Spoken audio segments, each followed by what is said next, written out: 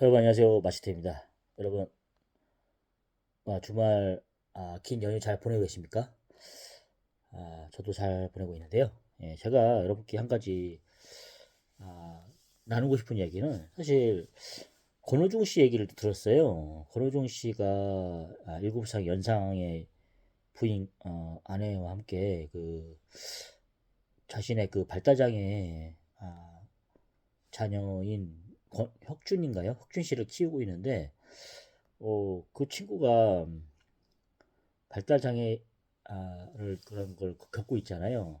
세계적으로도 15명밖에 없다는 그런 희귀적인 그런 질환을 앓고 있는 것 같은데 그냥 뭐 미술 같은 것도 잘하나 고 그러나 봐요. 어쨌든 뭐 약간 그렇게 천재적인 걸 좀 잘하는 분이 있잖아요.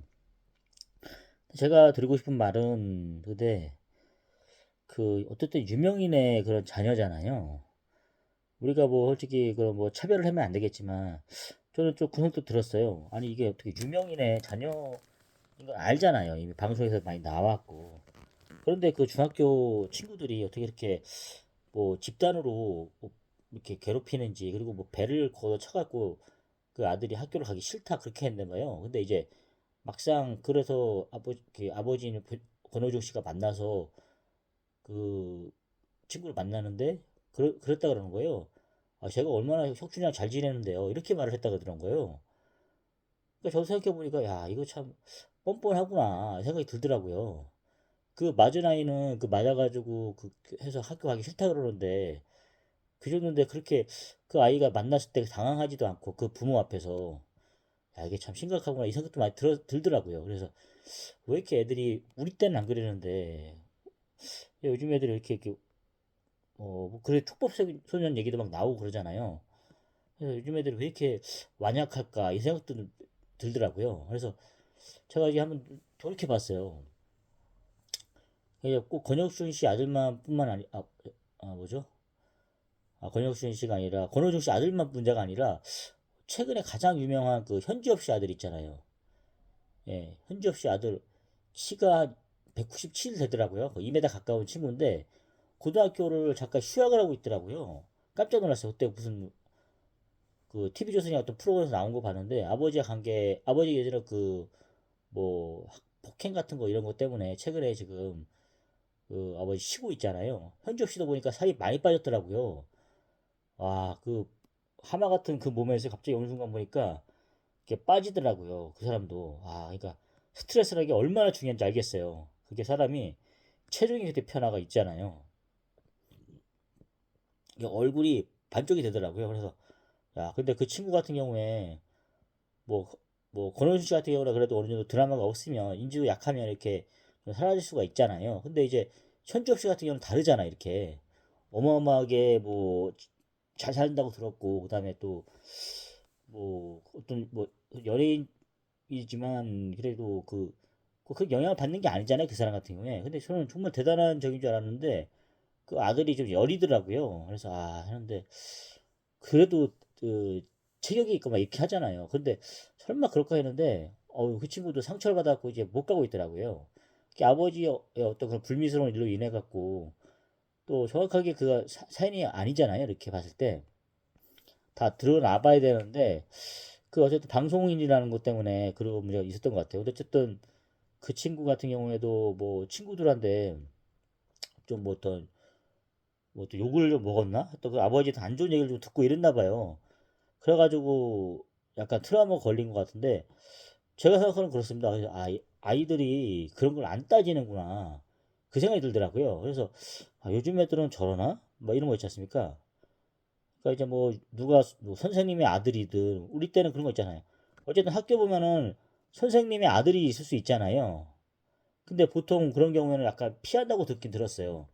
어떤 뭐 저희 때도 예전에 보니까 중학교 때 영어 선생의 아들이 학교 다니긴 있었는데 좀 어색하긴 할 거 아니에요. 제가 봐도 학교에서 근데 그 친구 같은 경우는 좀 이렇게 좀 가감하게 뭐 하기도 좀 뭐 할 것 같아요. 왜냐면은 어떻게 지내다 보면 친구랑 싸울 수도 있잖아요. 근데 이제 아버지가 그러다 보니까 공정하게 처리할 수는 없잖아요. 그런 경우는 있었어요. 뭐 예를 들어서 뭐 시골 같은 경우에 학교가 이렇게 여러 군데 있는 게 아니다 보니까 어쩔 수 없이 아버지랑 같이 다닐 수밖에 없잖아요. 그런 케이스에 저희 학교에 그런 게 있었거든요. 사립학교니까. 근데 예를 들어서 뭐 약간 도시로 가면은 선택할 수 있는 게 있잖아요. 그런 경우는 아버지도 마찬가지로 좀 타 학교로 이렇게 보낼 수도 있는 거잖아요. 그런 건 좀 이해가 가요. 근데 자기가 다닌 학교에 놓고 댕기는 게 가장 안전하긴 하겠지만 아무래도 친구 관계 있어서 조금 불편할 건 없지 않아 있겠더라고요. 제가 만약에 선생의 아들, 제가 만약에 아버지가 선생이었다 그러면 차라리 저는 다른 학교 가겠다 이렇게 했을 것 같아요. 전학을 간다거나 좀 불편하게 생각하는 것보다 그게 낫잖아요. 예. 저는 그렇게 생각하는데 어쨌든 간에 뭐 유명인의 아들이든 그다음에 또 선생님의 아들이든 그 학교에서 봤을 때 예전에 저희 학교 생길 때 뭐 저는 80년생이니까 저희 국민학교 생기고 이렇게 했을 때 보면은 그래도 어느 정도 그런 좀 배려가 있었던 것 같아요. 은근히 의식을 했던 거죠. 쟤는 어떤 선생님의 아들이고 쟤는 좀 유명한 이게 누구의 아들이고 이렇게 생각했을 때 좀 그런 게 배려라기보다는 의식을 하는 거죠. 의식을 해가지고 뭐 저 어떻게 보면 더 친하게 지내려 하고 막 그런 것도 없잖아 있지 않았을까 싶어요. 더 이렇게 좀 신경을 쓴다 그러나 예, 뭐 잘해주고 이런 걸 떠나서 간에 신경을 쓸 줄 알았는데 요즘 애들은 전혀 그런 걸 개의치 않고 뭐 괴롭힌다거나 이렇게 하는 건 저는 설마 그럴까 싶었어요. 예. 꼭 이렇게 보면은 약한 고리를 우리가 공격을 하고 그런 애들 있잖아요. 꽤 약간 뭐 약해 보이는 고리들, 예, 기가 막히게 애들은 찾아낸다고 들었어요. 그런 거를. 그러니까 그게 아이들의 특성인 거죠. 근데 점점 이제 초등학교를 지나서 중학교를 가고 이렇게 할 때만 인격적으로 성숙해지면서 그게 좀 이게 희석이 돼버리잖아요. 그렇게 해서 다 같이 잘 지내다 이렇게 가야 되는 줄 알았는데 중학교 때 아이들은 보면은 제가 생각해봐도 약간 영웅 심리, 예, 좀 강해 보이고 싶은 이런 것 때문에 서열 정리 이런 것 때문에 또 하는 것 같은데 그래도 좀 제가 봤을 때는 가장 약한 고리인 예, 그런 거를 공격했던 것 같아요. 이렇게. 근데 설마 했는데 저렇게 유명인이고 예, 이런 사람들을 그 자녀를 이렇게 공격할까 싶었는데 생각보다 이렇게 방송에서 공격하는 이렇게 들리는 얘기를 들어보면은 야 이게 애들이 가리질 않는구나 이 생각이 들더라고요. 뭘 이렇게 눈치를 본다거나 이게 전혀 없고 또 이렇게 만났을 때 당황하지 않는 것 같아요. 이거 봤을 때. 이게 참 세상이 많이 변했구나 이 생각이 들더라고요. 저는 그래서 이게 그러니까 친구가 한 명 또 그런 얘기 해주던 거예요.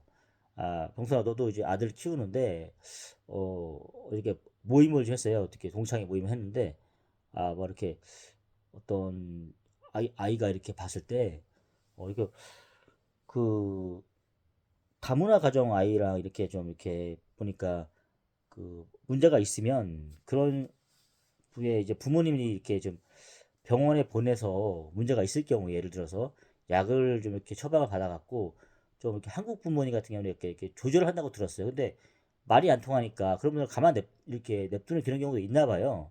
그렇게 해서 약간 좀 약해 보이는 아이들이 이렇게 그런 경우가 있는데 저희 아이들도 약간 뭐 그런 게 약간 트러블이 좀 있었던 것 같아요. 그러니까 이제 그런 문제가 있어갖고 저도 약간 신경을 좀 썼는데 그렇게 따지면은 이렇게 좀 이렇게 얘기를 해주고 해야 되는데 근데 제가 말씀드렸죠. 이렇게 보니까 이게 그 우리 예전에 선생님들한테 그런 거를 막 부탁하고 이런 게 아니잖아요. 선생님이 뭐 이렇게 지금 뭐 학원 선생도 아니고 우리는 뭐 이렇게 선생님들한테 뭐 사소한 얘기 그렇게 막 한 게 아니었잖아요. 이렇게 해라 뭐 저렇게 해라 그게 아니었기 때문에 뭐 선생님들을 귀찮게 한다거나 그런 건 아닌 것 같은데 요즘 부모님들은 그게 아니라고 그런 것 같더라고요. 좀 이렇게 먼저 애를 키워본 친구가 해주는 건데 선생한테 얘기하라고 그런 거는 아이들의 뭐 학교 폭력 같은 게 있으면 그런 거 그렇게 얘기해야 된다 그러더라고요. 그리고 만약에 그게 잘 시정이 안 된다 그러면 선생들이 문제가 안 된다 그러면 부모끼리만 해결하는 게 아니라 선생을 얘기해야 되는데 선생이 만약에 말을 잘 안 들어주신다 그러면은 장학사 장학사를 부르라 그러더라고요. 장학사한테 얘기하면 선생들은 바로 움직인다 그러더라고요. 그래서 그런 게 있구나. 그 약간 추진력이 좋은 친구인데 그 장학사 얘기 듣고 처음 들었어요. 그런 얘기는. 저도 며칠 뒤에 얘기를 들어봤는데 누구를 괴롭히는 아이가 되면 더 문제겠지만 가장 큰 문제겠지만 뭐 이렇게 당하는 것도 솔직히 좀 그러면 안 되잖아요. 저는 이제 항상 이렇게 좀 2학년 돼 버렸으니까 아들이 얘기했거든요. 이게 누가 이렇게 좀 이렇게 하려 그러면 항상 누구를 뭘 때리라 이게 아니라 방어를 해라. 그래서 애들 권투할 때 보면 가드를 치잖아요. 가드 이렇게 올리는 거 항상 이거를 많이 이렇게 제가 강조를 하거든요. 그냥 이렇게 살짝 이렇게 하고, 예. 그러니까 그게 솔직히 너도 안 다치고 친구도 안 다치게 하는 거다. 그 여린 친구들이 있잖아요. 누가 했을 때 이제 때릴 수 없는 친구들. 예. 그러니까 그런 친구들은 이렇게 약간 또 마음에 상처 많이 받잖아요. 이제 그런 아이인 것 같은데 이제 보면서 그렇게 항상 저는 그렇게 말을 했죠. 경험이 없다 보니까 저도 그렇고 아들도 그렇고 하다 보니까 항상 이제 제가 해줄 수 있는 말은 이렇게 항상 이렇게 맞거나, 예, 그걸 하지 마 이렇게 강하게 욕을 해라 이렇게 말했거든요. 근데 이제 보면서 이렇게 선생님들 같은 경우는 이렇게 저는 솔직히 막 선생님들을 막 귀찮게 하고 싶지 그런 생각이 안 들더라고요. 근데 이제 어쨌든 간에 그렇게 이제 스스로가 이렇게 그런 상황에 대처하는 방법을 알려줘 봤고, 안 되면 이제 그 장학사님, 예, 그런 거를 하는 것도 좀 좋은 방법이 같다라는 생각이 들더라고요. 예. 그런 얘기 처음 들었거든요. 장학사님을 얘기해보라, 이런 거는. 예. 어쨌든, 저도 이제 자녀를 키우는 입장에서 봤을 때, 좀 이제 그런 학교 폭력 문제에 대해서 많이 가지게 되더라고요. 어쨌든 정말로, 아이들이, 요즘 아이들이 이렇게 그런 거를 이렇게 많이 의식하지도 않고 학교 폭력에 대해서 그렇게 별로 심각하게 생각하지 않는 경향이 있는 것 같아요. 그래서 야, 이거 정말 전혀 유명한 가정의 아이들도 그렇게 당하는데 평범한 가정은 어떨까? 아이들이 얼마나 상처를 받고 학교에 다닐까? 저는 그 생각이 먼저 들더라고요. 그래서 많은 어쨌든 부모님들이 관심을 가져야겠다. 한 사람 한 사람이 진짜 아이들이 귀한 세상인데 그렇게 상처받고 이렇게 하면 안 되잖아요. 진짜 한 아이를 키우기 위해서는 마을이 움직여야 된다 그런 얘기도 있었지 않습니까? 그런 것처럼 우리가 한번 많은 관심을 갖고 아이들 문제에 대해서 이렇게 신경 많이 써야 되지 않나 싶더라고요. 하여튼 오늘 권은용 씨 그런 자녀에 관련된 얘기를 듣고 나서 저도 항상 신경 많이 쓰고 있었거든요. 정말 이게 방치해두면 안 될 것 같습니다. 하여튼 우리가 뭐 다문화 아이들 뭐 어떤 아이들 간에 소중하지 않은 우리나라 국민이 아닌 사람이 없지 않습니까? 그런 것처럼 우리가 세심한 배려를 통해 가지고 좀 이렇게 아이들이, 예, 바르게 클 수 있게 그런 환경을 만들어줘야 될 것 같습니다. 뭐 제 생각이 옳은지 모르겠지만 제가 느낀 거 한번 말씀드려 봤습니다. 여러분 안녕히 주십시오. 여러분 감사합니다.